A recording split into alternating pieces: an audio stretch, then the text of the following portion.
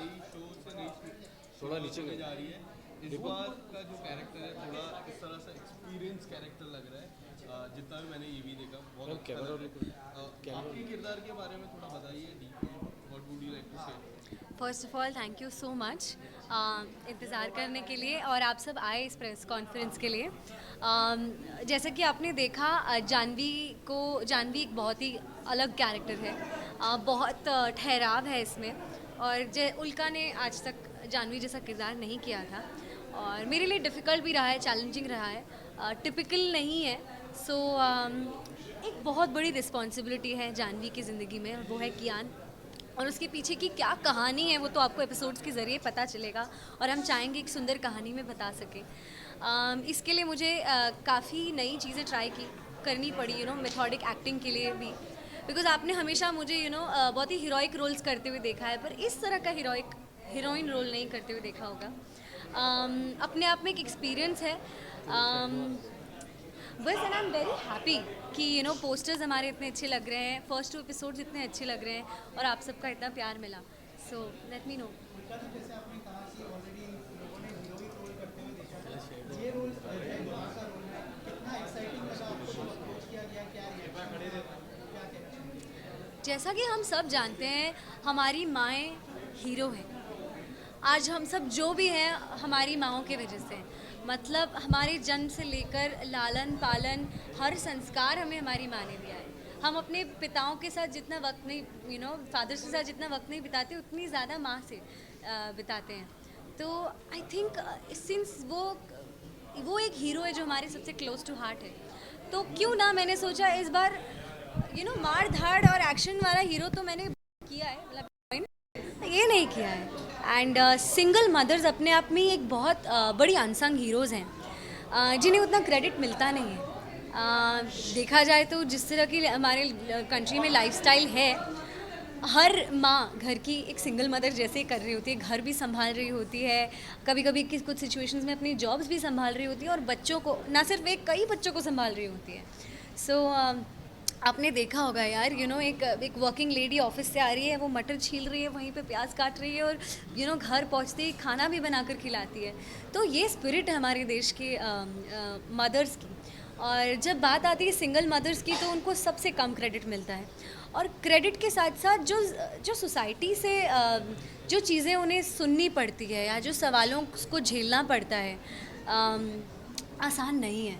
तो इसलिए इस शो के ज़रिए हम सिंगल मदर्स के बारे में और उनकी उस लड़ाई के बारे में बात कर रहे हैं जो वो डिज़र्व करती हैं। आपको क्या क्या तैयारियां करनी पड़ी इस किरदार के लिए? सबसे पहले मुझे ऐसा लगता है कि ऐसा मैं सोचती हूँ कि मैं कितनी लकी हूँ as an actor, as a woman also, कि आज तक मैं माँ बनी नहीं हूँ अब तक तो।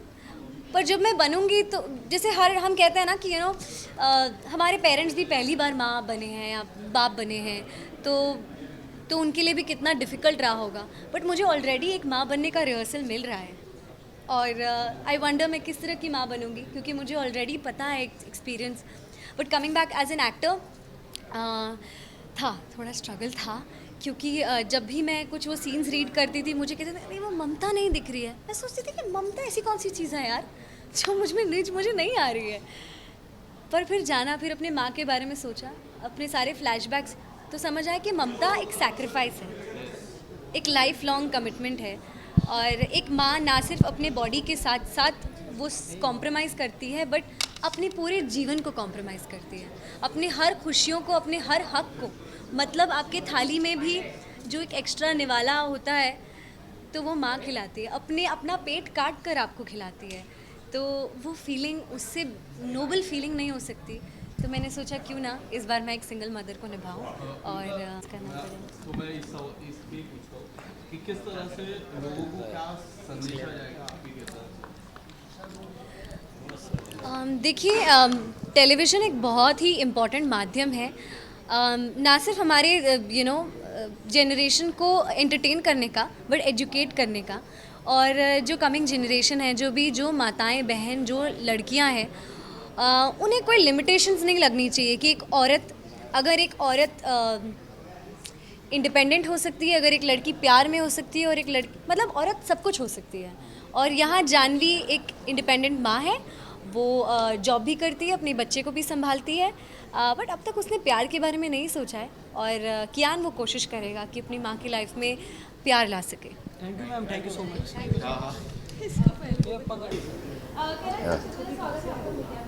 Thank you. एंड कांग्रेचुलेशंस, आपका न्यू शो आ रहा है, तो आप मुझे किरदार के बारे में बताइए, किस तरह का किरदार होने वाला है, बाकी कैरेक्टर से कितना अलग होने वाला है? देखिए, सब इस किरदार का नाम है आर्यमन बुंदेला। ये हमारी जो कहानी, शो की कहानी है, ये ग्वालियर के बेस्ड है, ग्वालियर में बेस्ड है। शो की कहानी ऐसी होती है कि जानवी है, आई मीन उसका एक बेटा है कियान।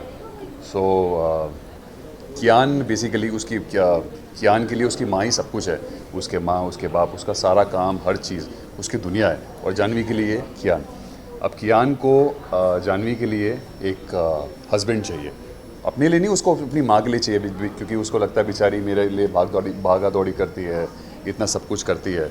तो इसी के लिए वो मैं आता हूँ लाइफ में, आई मीन, और मैं जानवी एंड मेरा रोमांटिक एंगल होता है। और जानवी बोलती है अगर वो अप्रूव करेगा तो ही मैं जो भी है इस रिश्ते को आगे कंटिन्यू कर सकती हूँ। सो अब ये जर्नी ऐसी है कि कैसे आर्यमन कियान को, हर स्टोरी में होता है कि लड़का लड़की को मनाता है, यहाँ मुझे एक बच्चे को मनाना पड़ेगा, बार बार उसके लिए चीज़ें करनी पड़ेगी, जो वो बोलेगा वो वैसे करना पड़ेगा, हर टास्क को जीतना पड़ेगा जानी तक पहुँचने के लिए। या वो बेसिकली अप्रूवल देगा मुझे। या आप मैरिड हैं, तो अगर आपसे पूछो तो बच्चे को बनाना ज़्यादा मुश्किल है या फिर एक पेरेंट्स को बनाना ज़्यादा मुश्किल है? बच्चे को ज़्यादा मुश्किल है, नहीं, बच्चे को ज़्यादा आसान है, सॉरी, वो तो कोई भी चीज़ दो तो मान लेता है, बीवी को मुश्किल है। बच्चे को क्यों आसान है बनाना और पेरेंट्स को? बच्चे इनोसेंट होते हैं, देखिए बच्चे इनोसेंट होते हैं, ज़्यादा दिमाग नहीं लगता उनका, मतलब दिमाग इन द सेंस वो दुनियादारी को इतना नहीं मतलब जान पाते। बीवी हो या हस्बैंड हो तो वो सब जानते हैं आपको अंदर बाहर क्या है क्या नहीं है, तो उस हिसाब से वो मनवा लेते हैं अपनी बातें सारी। Current talking about your character, Yeah. आपने किरदार पहले भी प्ले किए हैं, मतलब ये किरदार कितना डिफरेंट होने वाला है पहले के किरदार से? डिफरेंट है, एब्सोल्युटली डिफरेंट है, एक फ्रेशनेस है स्टोरी में, किरदार तो बाद में, एक स्टोरी में बहुत बड़ी फ्रेशनेस है। किरदार अलग है क्योंकि इसका भी एक अपना, एक इसकी भी बैक स्टोरी है, एक है, इसको भी अपने बाप का प्यार नहीं मिल पाता, क्योंकि एक आप देखेंगे स्टोरी में एक इंसिडेंट होता है, क्योंकि इसके बाप इसको इंडिया से बाहर कर देता है due to some incident which happens इसके बचपन में। और ये अपने बाप के प्यार को, you know, he longs for, craves for his father's love, जो उसको नहीं मिल पाता, और इसके बाप भी इसको धुतकारता है, और इसको भी बाप का प्यार चाहिए। और वेयर इन कियान, उसको भी एक बाप का प्यार चाहिए, पर उसको बाप का प्यार चाहिए अपनी माँ के लिए, मतलब ऐसा है, उसको अपनी माँ के लिए चाहिए। सो बहुत कॉन्ट्रास्ट कर रहे हैं, ये कनेक्टिंग द डॉट्स वाली स्टोरी है, कैसे वो लोग आएंगे पास में, कैसे उसको फादर फिगर दिखेगा आर्यमन के अंदर, और कहाँ ये बॉन्ड मतलब लेके जाएगा आगे, ऐसा। तो बहुत क्यूट लगी मुझे ये, जब मैंने सुना, मैंने इस ऐसी स्टोरी कभी पहले सुनी भी नहीं थी। So I felt really connected, as you know, मैंने बताया कि अभी रिसेंटली मैं भी एक पिता बनाऊँ, तो बहुत कनेक्ट कर पाया मैं उससे। मेरे बेटे का नाम, I got 2 boys, twin boys. So बड़े का नाम आर्य है, सो कैरेक्टर का नाम आर्य था, so there also I got a connection. So while playing the character, मैं बहुत अच्छा लगता है न्यू जोन में जाना मुझे, you know, just playing that. So yeah talking about BTS, हमें देखा ऑन स्क्रीन तो वो सबसे ज़्यादा, यू नो, माँ के साथ उनका हाँ, ज़्यादा हाँ, होता है, हाँ, हाँ। बट कहीं ना कहीं बच्चा आपसे बहुत ज़्यादा कनेक्टेड है। हाँ, वो boys team, you know, boys team, bros team connected है वो। बेसिकली मैं सिंपल मंत्रा है, मैं उसके साथ बिल्कुल मतलब बच्चा बन जाता हूँ उसी की एज का, जो वो हम लोग behind the scenes, I just become, you know, that just a smaller version of me. So जो वो बोलता है, जो वो करता है, हंसी मजाक चलता रहता है, वही वो बंदा कनेक्ट कर पाता है, व्हाट आई थिंक। सो यही कनेक्शन, या ऐसे, शो के दौरान बेबी स्केड्यूल होने के बावजूद, या अगर मैं बात करूँ आपके बच्चों की, कितना मिस करते हो, या यू नो बच्चे से इतना मिस नहीं करते? हाँ, मैं एक्चुअली बहुत ज़्यादा बोलता बोलता भी इमोशनल हो जाऊँगा मैं बहुत मिस करता हूँ, एब्सोल्युटली, बोलने की बात ही नहीं है। पर हाँ, मैं जब इसके साथ होता हूँ, इसको देखता हूँ, इसकी हरकतों को देखता हूँ, यू नो, तो कहीं ना कहीं वो एक स्पेस, हाँ, वो थोड़ा सा फील हो जाता है मुझे। या कैसा एक्सपीरियंस रहा उनका के साथ?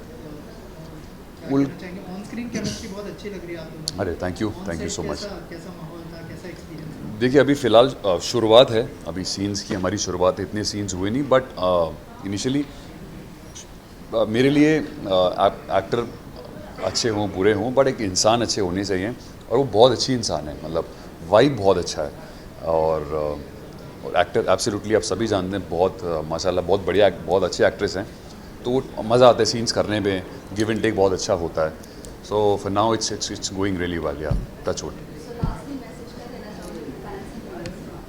फैंस एंड व्यूअर्स को ये बोलना चाहूँगा कि जैसे आपने मेरे सभी शोज़ को बहुत प्यार दिया है, इसको भी इट्स अ न्यू बेबी, इसको भी आप प्यार दीजिए, and I can vouch for it. ऐसा शो अभी टेलीविज़न पे बिल्कुल नहीं आया, एंड बहुत मज़ा आएगा देखने। या बच्चे को संभालना कितना मुश्किल हो गया था आपको सेट पे, क्योंकि बच्चे लोग काफ़ी मस्ती करते हैं। बच्चा मस्ती नहीं करेगा क्या करेगा? सो मतलब ठीक है, वो मज़ा आता है देखने में। मैंने जैसे बोला कि वो मस्ती करता है, हम लोग भी उसके साथ मस्ती करते हैं, और उसकी मस्ती क्यूट वे में होती है, मतलब ऐसा नहीं होता। तो at the end of the day he is a kid, तो ऐसा कुछ परेशान वगैरह नहीं करता, कोई टैंट्रम्स नहीं, कुछ भी नहीं है। सो या मस्ती है फुल ऑन। कब तक बच्चा पास कर देगा?